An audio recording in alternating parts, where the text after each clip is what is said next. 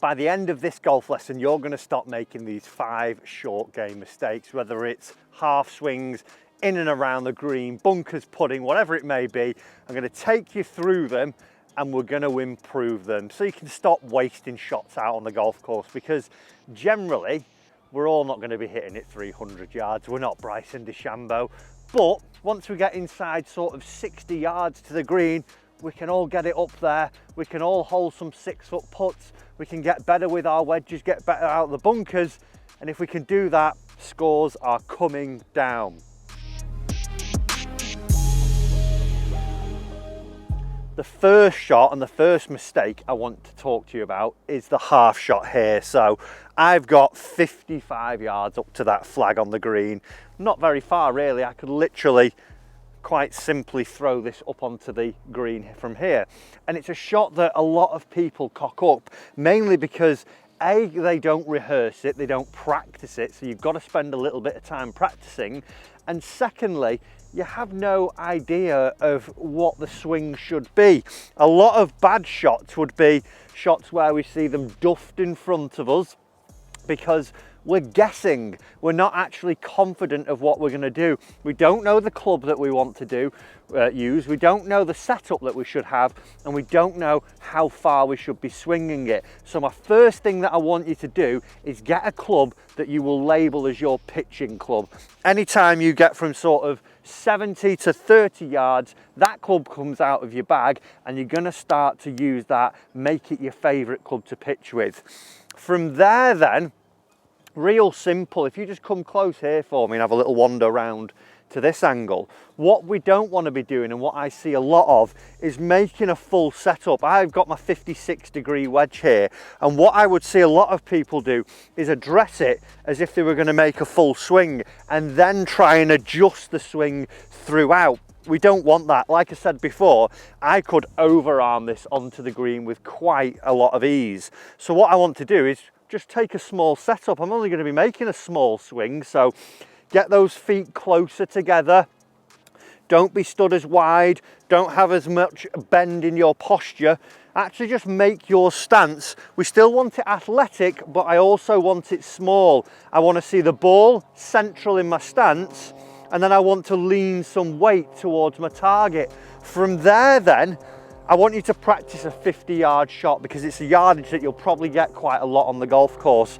And what I want you to do is just focus on making some swings where you feel it's more your arms just swinging back and then the arms and the body turning on the way through. Not making a full golf swing and then trying to stop on the way down. We don't want that. That's going to lead to that duff shot as we see there.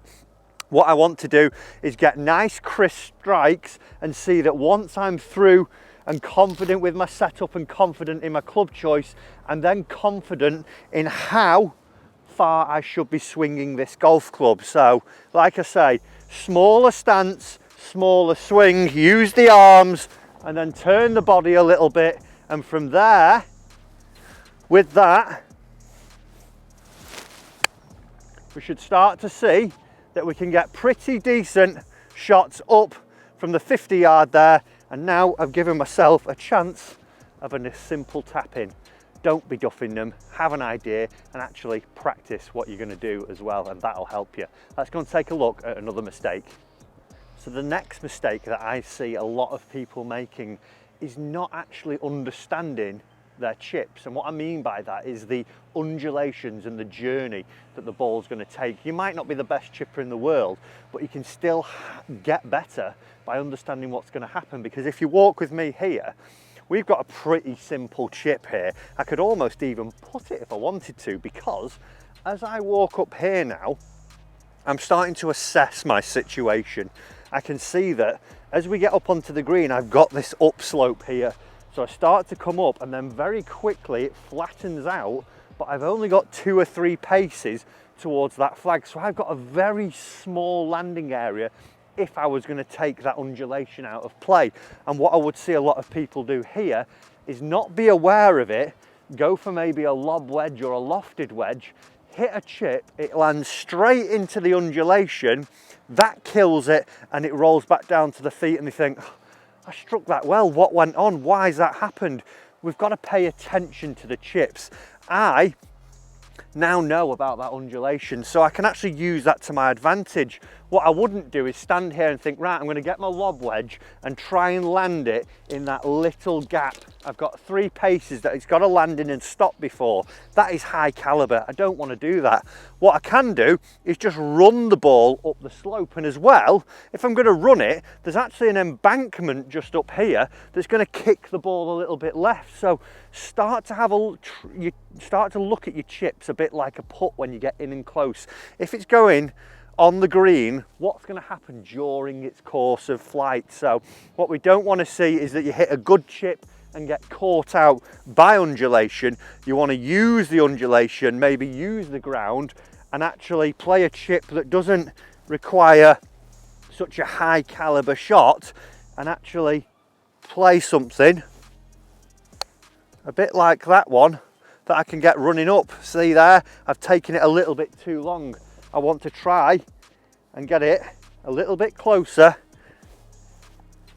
just by using the slopes a little bit better, a bit more like that one. So don't just walk up to your chips and hit it. Don't just focus on that flag. Think about the course of its journey. Are the slopes, are the hollows, are the ups, are the downs, and how's it going to affect that golf ball? From there, you don't even have to be the greatest chipper. You can use the ground to your advantage. The next mistake I see people making is bunkers, spending too many shots or squandering too many shots when they're in here, because A, there's a lack of commitment, and we're also not letting the club that we've chosen do its proper job. Here, it's not actually too high as we look at the actual slope as we go down. There's a little bit of a lip going on, and then I've got a bit of green to work with. And one thing to note as well, as you get into bunkers, if there is a really steep slope and you aren't a good bunker player and you don't think you're going to get out, it might mean that you need to come out sideways. It might mean that you find a low bit like this and you think, well, I can get it over that. If I could play out this way, sideways instead of going over the big slope, and then just chip up and tap in, that's better than you having 3 attempts and not even getting it out of the bunker. So that's the first thing. Understand your slopes as you get in there. If you're not confident, try and take a bit of an easier route, give yourself a bit of a break. Then if we come in closely here, what we need to understand is that I've got my 60-degree wedge out here, so I'm going to let that do the work for me. What we don't want to try and do is get to the point where we're up and trying to help it up out and duffing it into the face or thinning it and it goes shooting off over the green. We've got to try and stay in front of the golf ball, so feeling that there's more weight in that lead side, and from there then I want you to feel that you're hitting down and letting the club slide underneath the golf ball. The next bit that you've absolutely got to do this is commit. Today the sand is really wet and really sticky and clay-like, so any impact into this sand, it's going to grab my club, it's going to wrap it up, and it's going to suck all the speed out of it. So we see a lot of players almost entering and quitting.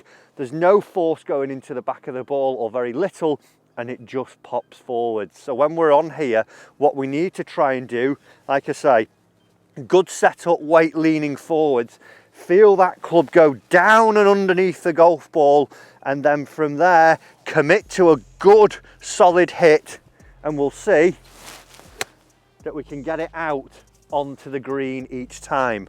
And like I say as well, depending on your skill level, it might be that you're just trying to get it out of the bunker. Don't be heroic. If you're struggling with them, learn to get it out, then learn to get it closer. Let's go and take a look at a few other things. So the next mistake is all to do with pace putting, and I want to give you 2 bits of information here. Number 1, technique wise, if you think about a hammer, when you're hammering a nail into a wall, you wouldn't go slow and then slowly in and try and hit almost through the wall. You would swing the hammer back with a little bit of pace and then carry that pace on and almost come to a stop once that nail has been hit a bit like so. It's not up slow or changing the pace. So when you are pace putting, think about that. Imagine just hammering a nail, your golf ball being the nail, your putter being the hammer, and how would you do that? Think about that pace as you're going through, and that's going to lead to more consistent strikes and also a better control of your pace as you're going through. If you can do that and have some putts thinking about that, not just trying to change it and a bit like the half wedge shot, trying to alter it on the way down, stop start. If you load it and think about hammering a nail into the wall, your pace putting becomes a lot easier. Go on then, go in the hole. Ooh, just shy. And you'll start to see that you're not running it by, whizzing it short, whatever it may be, long, short, you'll stop it. The second thing I want you to do, there's two types of player on a pace putt. Don't be player number one who's stood there looking around up at the sky, not paying any attention, on your phone, not actually thinking, well, what have I got in front of me here? How far is this putt? What would that pace be like? Be like player number two, who actually maybe has a little walk up and down the line whilst your playing partners are putting. Have a little gauge of how far it is. By walking from your ball to the hole, you're actually just going to start to get an idea of how far that ball is going to travel. And then as you wander back, you're also getting an undulation feeling through your feet, and that's going to help you become a better pace putter. Don't just stand and wait for your turn and then whack it willy-nilly and ultimately go racing by and cost yourself another shot. Let's have a look at this final thing that you need to stop to become a better short game player. So the fifth and final mistake is all to do with short putting and understanding your aim. I played on Sunday with a few friends and quite a few putts were missed from 6 foot and in when we talked about the line. We were playing a team game and said right edge, and actually the putter was aiming left lip, outside the right, and there was no real consistency of where the putter's aiming. We've got to be spot on with our aim. It's such a short distance and the hole's such a small thing.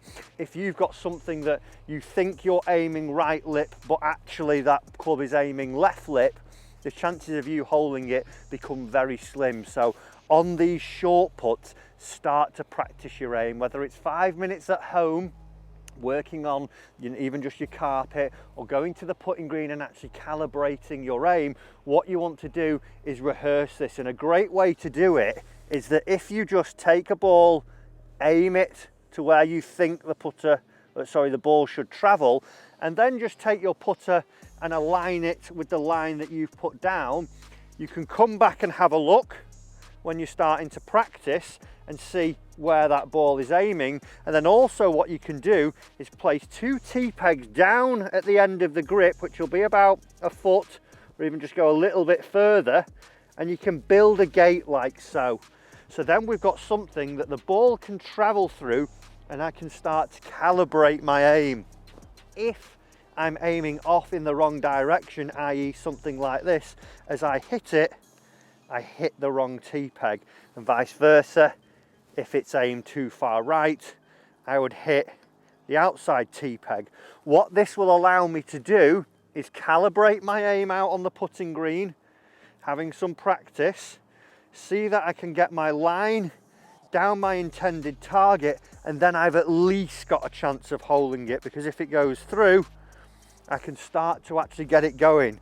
I would also always try and use a little line to aim your putts where you want to go. At this then, like I say, gives us an actual chance. Once we get the putter lined up with that line that I've put on the ball, I hit it through my gate, all of a sudden, ooh, just over the edge, but I've got a chance of holding them. It might not mean that everyone goes in, but at least if you've got it started on the line that you think, you've got a better chance. Guys, that's 5 things that are going to help you become a better short game player. Watch them through, make sure you're doing them, and as well, secret little tip, spend a bit of time practicing it and you will get better. Thanks for watching, see you in the next lesson.